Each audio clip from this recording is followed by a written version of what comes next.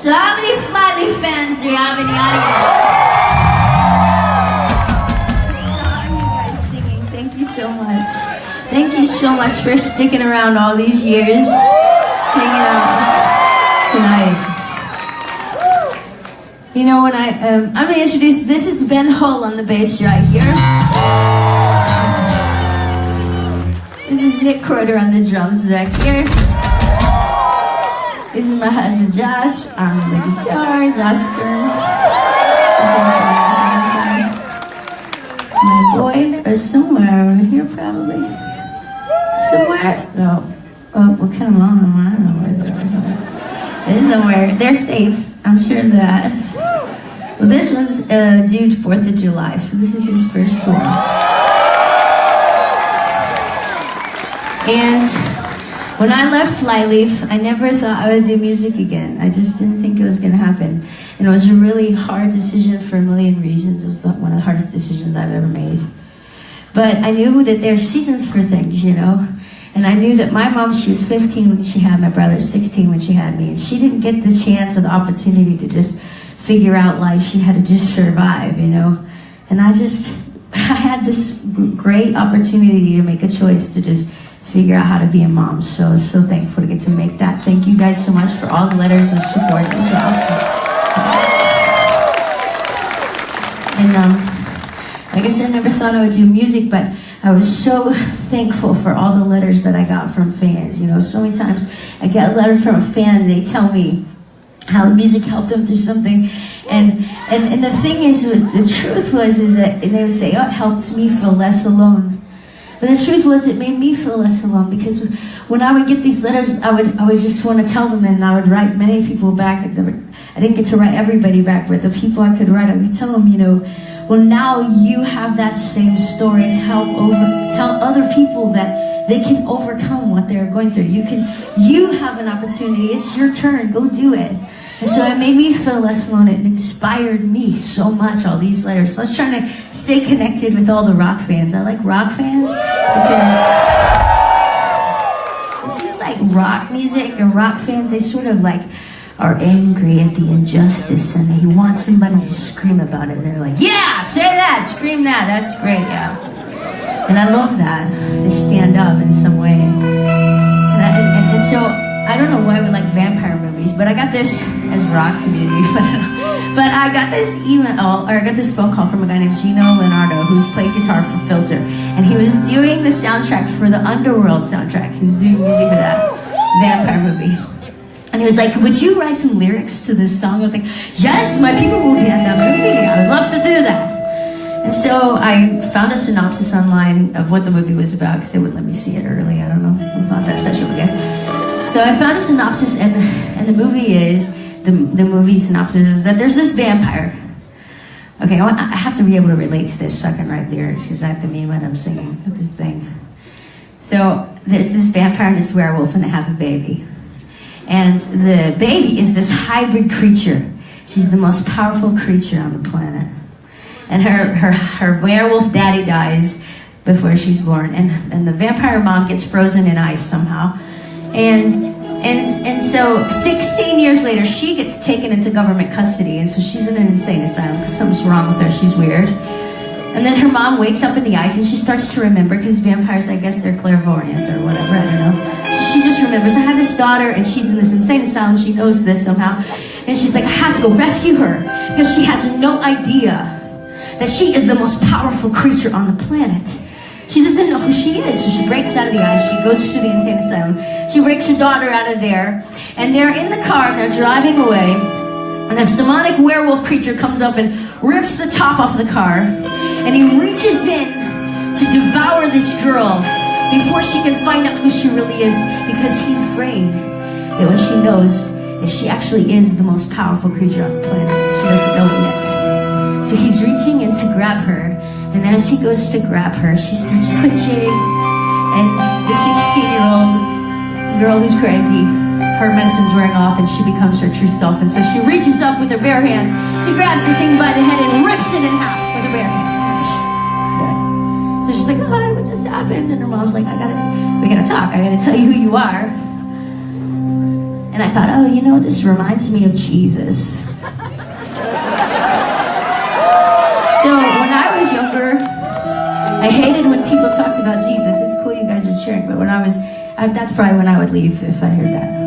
When I was younger, I hated hearing people talk about Jesus because I felt like it was a broken chair telling people to sit in. It wasn't gonna help. And when I was younger, I believed in God, but we had a lot of, we didn't know when we were gonna eat sometimes. My mom would give our food stamps away to the babysitter, and I'd be like, well, what are we gonna eat? She'd be like, shut up, God will feed us. And he would, where are we gonna stay tonight? Shut up, God's gonna take care of us. And somebody would open their floor, and we would have a place to stay. And I watched God take care of our family. So when I was young, I believed in God. And then when I was 10 years old, my 3-year-old cousin was beaten to death by his stepfather. And I remember thinking, I thought God was going to take care of us. And I got angry anytime we talk about God. Made me mad. I'm like, don't tell him that. He's not going to take care of you. And I got mad at Christians more than anybody because they were the loudest. And I hated everybody who was happy because how can you be happy in a world where stuff like this happens? Something's wrong with you. And so I only liked people who hated people. And so I was so full of this sadness and this hatred, and I taught myself how to stay sad. And I was so full of this just disdain for life and the people around me that it just wore my soul out, because our souls aren't meant to be full of hatred. They're just not. It wears you out, exhausts you. And I was just worn out, and I didn't want to wake up anymore, so I decided to commit suicide. And on the day I planned to commit suicide, I had a miraculous encounter with this God that I didn't believe in. And it's the reason why I'm still alive. And one of the things I understood about God in my encounter that I never heard or understood from Christians, maybe I couldn't hear it because I was so prejudiced against Christians. Maybe they did say it, but I didn't hear it, I didn't understand this, but that God made humanity to be these powerful, beautiful children of God. We're meant to be made in his image, these powerful, beautiful creatures of light and love that are meant to make the world amazing. And in order for us, God actually is love itself. That's what I understood in this encounter. He is love itself. And I had all these things I said I loved. I had no idea what I was talking about. There's a million counterfeit versions, and we run after them all, and then we find ourselves empty still. And we recognize it was always him. He was always because we wanted him. God is love itself. And in order for us to understand love, we have to have the freedom to choose out of our own will. We have to have the freedom to choose it, because love honors freedom. Love doesn't control or manipulate or force you into something. It honors your freedom to choose. So he gave us the ability to choose. And so he set before us, he said, I'm going to set before him life and death. I'm going to tell him, this is life, this is death. Choose life so you will live. And over we chose death. We chose death over and over. So we died a little more as individuals, and we died a little more as a human race, and we died a little more, our planet died a little more. And we kept choosing death and kept choosing death, and finally God's like, I'm going to become a man. And I'm going to show them what it looks like to be a son of God. And so Jesus came to the earth, and he was this powerful, beautiful, miraculous creature of love and light. And he looked around at the people that everyone was spitting on and kicking to the side and saying they weren't worth anything. And he said, you are worth so much more than they have told you. Stand up and be who you were created to be. And he continued to stand up against religious hypocrisy and all of these different things that were keeping people weighted down, and they were telling them that they were just slaves to death. And he's like, no, you have more in you. Stand up and be that person. You can be that person you are.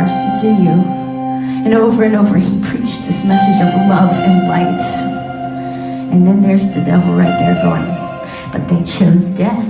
They deserve death. They chose it. They deserve it. They chose death. They deserve death. And Jesus is like, I know. And I never chose it, not one time.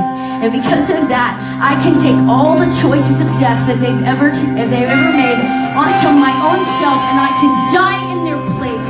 And if they come to me, then all that can come out of their heart as it comes into me on the cross. And they don't have to carry it around in them if they don't want to anymore. And so he allows his creation to crucify him. He hangs in shame. in our shame, naked and bleeding and beaten and spit on and broken on a cross. And as he's dying, he's God in the flesh, remember? He can come down if he wants to, and there's the devil. They're not going to choose you. They're going to spit on you. They're going to mock you. They're not going to choose you. They're killing you. They're not going to choose you. And there's a scripture that says God's gifts and his calling are without repentance. And he's on the cross and he says in the face of this, they're not going to choose you. I don't care. They're going to have it if they want it. They can have this freedom. They can have this gift if they want it. And so he dies, he goes to hell, he takes the keys of death from Satan, he raises from the dead to prove that we don't have to be slaves to death anymore. And then he goes and sits at the right hand of the Father and sends the earth his ghost, his Holy Ghost, so that anyone, anywhere, at any time can come to him and ask for this ghost to fill them so that they can overcome this slavery to death, so that we can become these powerful, beautiful creatures of love and light that we're intended to be. And it reminded me of this hybrid vampire werewolf creature. This song's called Heavy Prey.